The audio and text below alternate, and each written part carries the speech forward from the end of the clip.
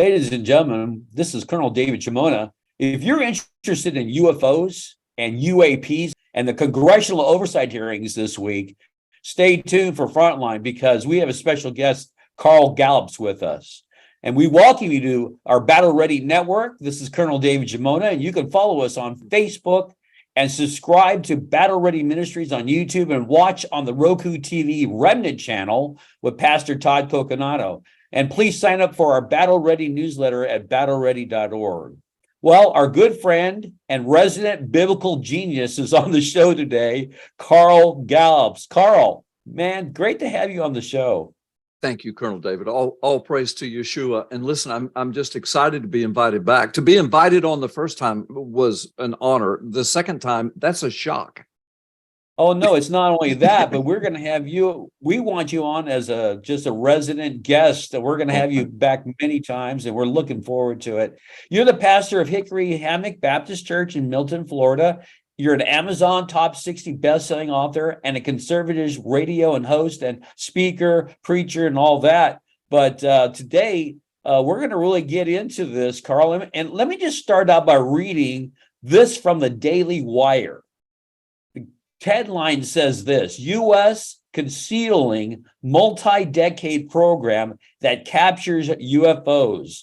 Lawmakers held an explosive hearing on Wednesday on the topic of UFOs, and things got, well, weird. Appearing before the House Oversight Committee's National Security Subcommittee was David Grush, a former intelligence officer, along with two fighter pilots with firsthand unidentified aerial phenomenal, they're calling UAPs, not UFOs, experiences. And Grush was the star, revealing an alleged top-secret multi-decade crash retrieval and reverse engineering program, only to be denied access and accusing the military of misappropriation of funds. Now, Carl, I got to tell you, this is right out of the science fiction movies. No one would believe that this is happening right now, but it's right in front of us. Interesting enough that both the Democrat and Republican Congress got together and put this in a bill, snuck it in there so they can have the funding to go after this thing. They're both very interested, both parties, that it's a national security issue for us, and now they're going after it. So I want to start out with your thoughts on all of this, man. I've got a lot of thoughts, brother. I've written about this whole topic in several of my books. I'm blessed to, right now as we're speaking, to have written 14 books, I think, with two different major Christian publishers. And in a couple of them, I've done deep dive research all the way back to the before Christ times and the aerial phenomena people, battlefield generals were reporting back then, all the way into our day, into the latest. I went to PhDs who are ufologists who have been studying this for their 40 years, 30, 40 years. They're all their professional life. I've got quotes from them that will blow people away. Go ahead. Well, the thing is, you're not a novice on this thing. And in fact, our last book, Troy Anderson and I wrote about this in several of our chapters on the Military Guide to Disarming Deception, because UFOs are all about that. We're going to get into that. So without further ado, what do you think about these oversight congressional meeting and all the things that are coming out right now at this time? Well, that's what I'm building to. I was just laying the groundwork for a context. And I want your audience to know, I am not a sensationalist, I-S-T, a sensationalist. I don't just go around looking for things that I think could be sensational to tease people with.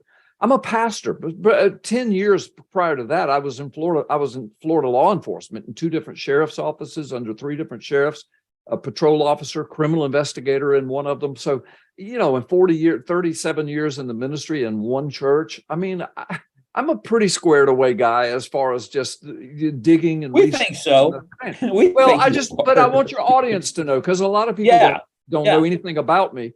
So I'm not a date setter, but I preach on prophecy all the time because I believe we're living in the most prophetic time since the first coming of Jesus Christ. I also believe that the UFO phenomena could possibly, and I think the Bible even indirectly speaks to it, if not directly when it's finally fulfilled, and we'll get into that, I think it could be a part of this end time deception. I really do, if not the main bulk of it. And if I could add something to this, I'm not a conspiracy theorist. I just told my brother yesterday, who is a big skeptic of UFOs and all of that stuff, and we'll get into that in a moment. But the reason they say this is to set the context is along with you that I want you to prove this to me. I want to see what's really going on. I don't want hearsay and innuendo, or I call the Nephilim, Bethlehem, Nephilim conspiracy theory. What everything goes. But this is serious stuff, and people are genuinely concerned about it. It is. Well, let me just go to some of the biblical stuff. Jesus said in Luke 17, he said it in Matthew 24 too, but very succinctly in Luke 17, and he was speaking to his main audience were rabbis that were coming from the synagogues from the small villages between Galilee and Jerusalem on the Jordan Highway. He was on his way to the cross, but it would take several more months before he would get there. So he was always confronting these rabbis that would come out because they knew he was coming through. And in one case, in Luke 17, they came out and they said, tell us about the coming of the Son of Man and the coming of the kingdom of God, because Jesus had been preaching that for 3 years. They wanted to know more. And he knew it was kind of a trick question. So what he said was, listen, let me tell you this. The coming of the Son of Man will be just like, and that's his words. That means exactly like the days of Noah and the days of Lot. Now, when you study the days of Noah and the days of Lot, there's a lot of things, we could do a whole show on it. But one of the things about the days of Noah and the days of Lot, there were other realm activities going on. For example, in the days of Noah, chapter 6, verse 4 of Genesis, and the sons of God, B'nai Elohim in Hebrew, came unto the daughters of men, and it said, and had children by them, whatever that means. I've written a lot of books on it. That can be another show. But the point is, then it goes on to say, and then there were giants in the land, and basically terrorists. But it says, and the terror filled the land. And so God pushed the reset button. But the point is, it speaks of, and I think 2 Peter and Jude talk about that time when they said that in those days, that God, those that stepped over from the unseen realm over their first estate or what they were supposed to do, they stepped over God's red line. It says he put them in the deepest, darkest dungeons of Gehenna, hell, which is Tartarus, the dungeons. And so those were separated. It was so bad. But Jesus said, listen what he said, it's going to be just like the days of Noah right before I return again. Well, that means there's going to be a demonic outpouring.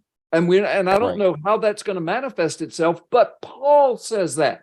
Paul wrote half the New Testament. He says the Spirit clearly says in the last days, there will be doctrines of demons. There will be falsehood, deceit. Truth will be thrown to the ground, pushed on by the demonic realm. He says, you better, Ephesians 6, get suited up for when that day of evil comes. And so in the armor of God. So you tie all that together.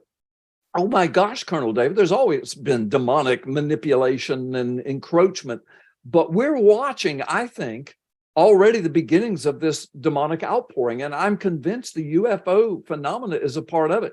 The thing with the days of Lot, Abraham saw what he thought were 3 men coming. It turns out one of them's God in the flesh in a manifestation of theophany.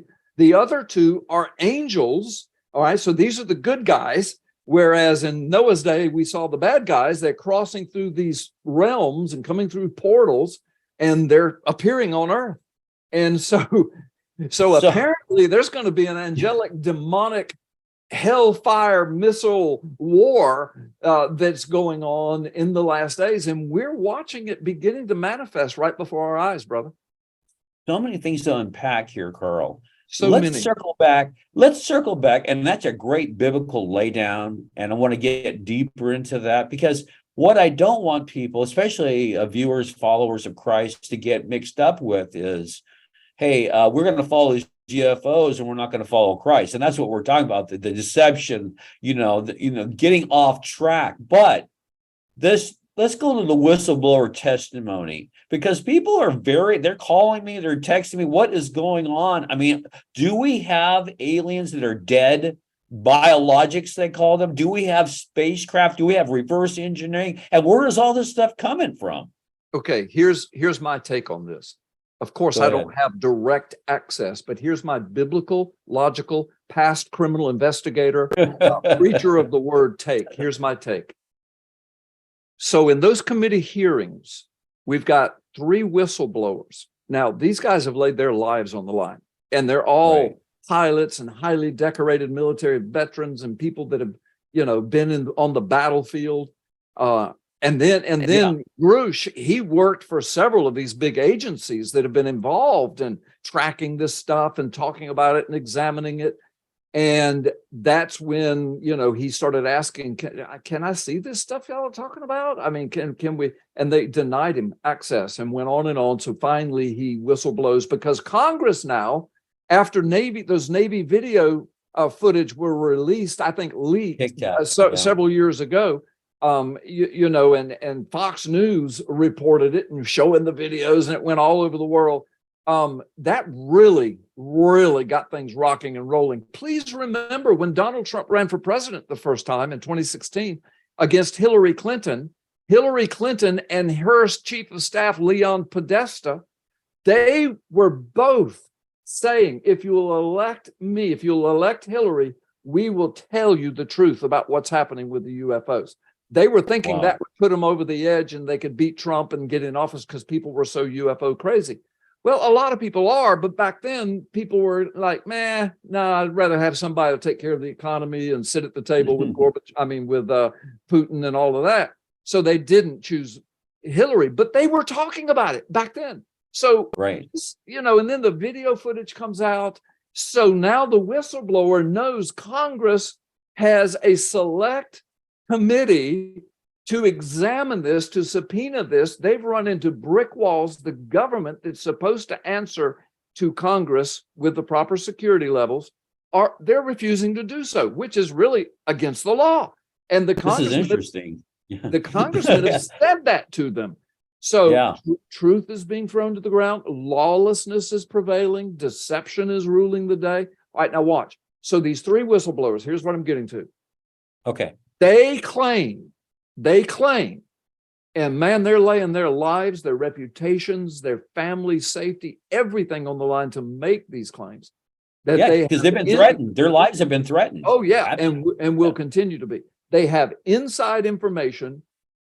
The pilots either have firsthand visuals of some of this stuff, or they are buddies with the guys that had the videos.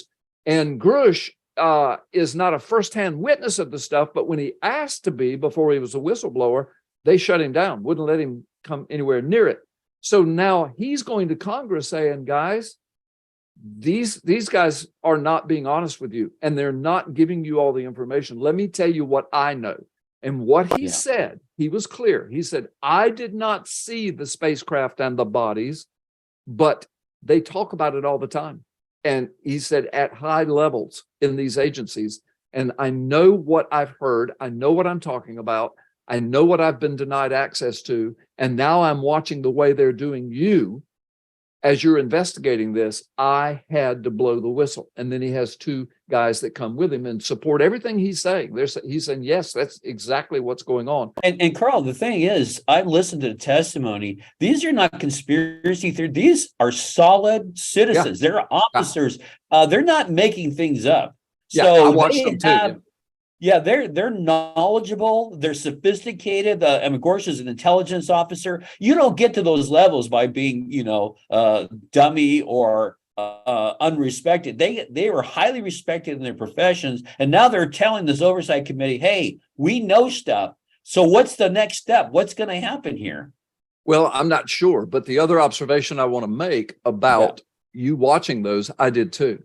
And one of the things I noticed through the eyes of a former criminal investigator and deputy sheriff is that I didn't have the title of investigator. In one of the departments I worked with, the patrol officers did a lot of detailed investigation, answered to a chief investigator, but I've done a lot of criminal investigations. I want to make that clear. But I do know I'm watching these government officials, military figures and heads of these departments or vice heads, et cetera. None of them flat out denied. They talked around it and through it and over it. And, and to me, as an investigator, I'm thinking, okay, all you have to do is say, no, that's a bunch of junk. I know I could go to prison for lying, for telling you that there's nothing there. So I'm telling you, there's nothing there. We don't know where this started. We do have videos of objects we can't identify. We're still working on that. They said some of that, but they didn't just flat out say, these guys are crazy. They're lying to you. We're telling you the truth. There is no such thing as us having bodies and vehicles. They talked all around it. They got right up to the edge of it, and they wouldn't. So I'm really smelling the rat here. Yeah. And what do we don't know what's going to come out of this, but what if they do have these UAP parts and bodies? What's going to happen now? What's this going to turn into? Well, this could go many different biblical prophetic directions. We don't have time. I could do a 2-hour show on this because, again, I've researched this, investigated it, and I have statements from professionals in this field that go way back. But here's my speculation, my cumulative speculation. If they produce something like that, I think that could really send the world into a frenzy. Jesus said, he said, in those last days, he said, even the very elect could be deceived if that were possible. Well, brother, I've used this illustration. Listen, intelligent folks like you and me and your audience, we're not, geniuses, but we're intelligent. So people like us who are also believers, we can understand about how technology is exploding, how Israel's returned, how the nations of Ezekiel 38 are lining against it already. We know all these signs around us.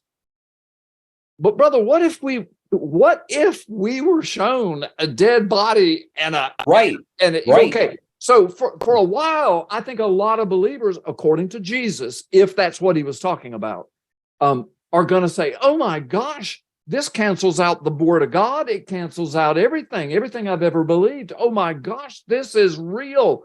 But if people who are truly born again with the Holy Spirit could say that, but then they would stop and say, wait a minute. Jesus warned us of stuff like this. Paul warned us of stuff like this. I'm living in these prophetic times. I need to buck up and get ready, put on the armor of God. See, that's what Jesus. That's That's the whole reason we're having this show, because I think that's what's coming. I do too. I think that we're going to have some surprises in the future that's going to blow people right out of the saddle. Yes, and I think we're being set up. Dr. Horn has said this on Skywatch. You've said it. I've said it. I think we're being set up. And that's one of the questions I was going to get to. We're being set up for something, right? We're being groomed. Well, if you understanding the word of God, like I do, and you do, and most of your audience, we're being groomed for the days of Antichrist. And that Antichrist person, I think the spirit of Antichrist is everywhere already, just like the word of God said would happen. I mean, never has there been a time since the church was born that all the governments of the world got together and shut the church down over a viral infection. Never. Right. But we did it. They did it. And they saw us do it. I didn't shut my church down, and I'm not judging anybody that did, but worldwide, I'm just talking about the phenomena. Almost all of them closed. Never has that happened. So we're being groomed. We're being groomed to see how many people would take the vaccine just because we said to take it. Again, I'm not trashing the vaccine, not judging people that took it. I'm just saying, tying it all together to the other stuff that's coming out now about Fauci and Wuhan and Congress. We were being groomed. Even if it was a situation that truly just got out of hand, the government said, hey, we can use this. Let's see what the church is afraid of. Let's see what these so-called Christians are afraid of. Let's see what these big mega pastors are afraid of. Let's see what the people are afraid of, because fear controls the world. That's right. Hebrews chapter 2 says that is Satan's power. The fear of death is his power. So it's headed towards this leader that's going to emerge. And it says Satan will give him his power. He will call fire down from heaven. I'm going to do a deeper exegetical search of those words and the nuances of those meanings, because I can envision him saying, hey, I've been in contact with these beings. Let me just call them down. We'll have a conference. And here they come in their fiery chariots, And I mean, I can just see stuff like that. I could be wrong. And I want to say, because we got to close in a moment, there are listeners that will say, oh, this guy's a kook. This is a bunch of conspiracy stuff. Yeah, I know. I understand that. I'm not claiming this is exactly what's going to happen or this is that. We're speculating biblically, things that Jesus said, things that Paul said, and what we know scientifically, videos and whistleblowers and committee hearings. We are saying this is a possible setup for the Antichrist system of everybody looking to one man in one organization to say, please protect us, please save us. And he gives a mark to say, well, you got to register. We got to know who's who, because we can't have these crazy radical religious people denying all of this. And I mean, I can see the buildup. We have 5 minutes, and so I want to get to this one last question. It'll be a 5 minute, probably a 5 hour discussion. But so we're talking about being set up, being groomed, and I can see that when Christians, because 2 Thessalonians chapter 2 says that in the end times there's going to be a great falling away. We see that already, and I like Dr. John Piper, who had said, hey, believers by the millions are going to fall away. And I'm thinking, okay, that's happening and it's going to continue to happen. Why would believers who see an alien or an alien spacecraft throw the whole Bible and the gospel out just because there's a new revelation? Why would they do that? Let me answer that. Yeah. Again, a 5 hour show. I'm going to try to squeeze it into 5 minutes. There are people that are going to scream, their heads are going to explode, but I'm speaking biblical truth, exegetical, contextual, backed up by scholarship truth. Why would they do this? I don't know. Why are there 30 or 40 denominations? You can get on the internet, check it out, in Canada and the US that have gone full-blown support of the LGBTQ transgender movement. Why? In the pulpits, brother, in pulpits. Denominations are cracking and falling apart. Pulpits and pastors, Christians listening to these doctrines of demons. You mentioned 2 Thessalonians chapter 2, and it goes on to say, and this man of lawlessness will set himself up in, and most English translations say temple. The problem is the word there is naos in the Greek. Hieron should have been there if he meant the temple on the Temple Mount. Naos means, because Paul has already identified it in all of his other writings, don't you know that you are the naos of God? Now, it says temple.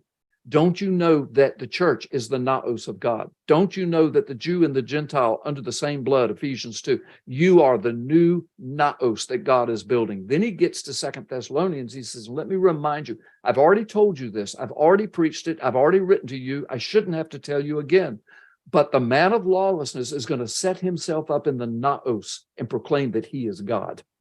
Now, that means he's going to set himself up among believers and come down on the believers and come down on the church. The institutional church, the visible church, is rotten to the core.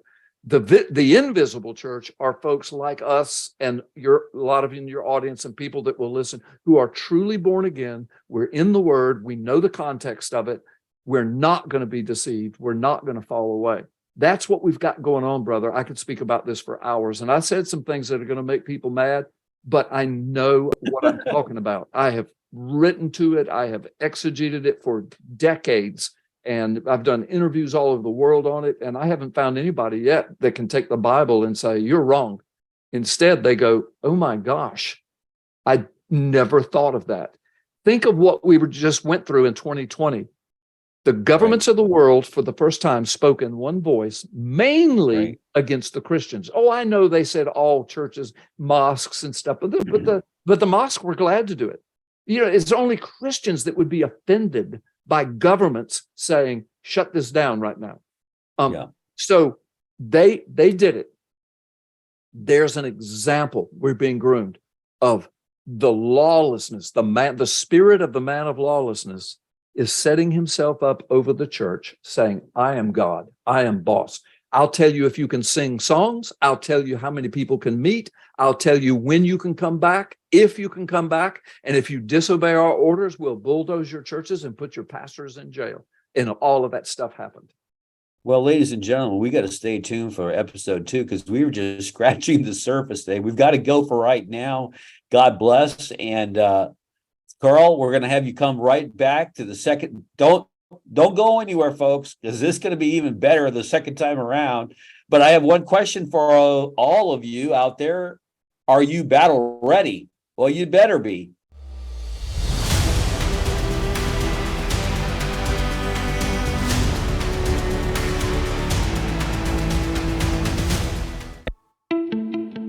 Hello, this is Colonel David Giammona, my co-author, Pulitzer Prize nominated investigative journalist Troy Anderson, and I invite you to read our book to learn how to navigate these chaotic times. If you're sick and tired of the fake media and all the things that are surrounding you today, get our book anywhere books are sold.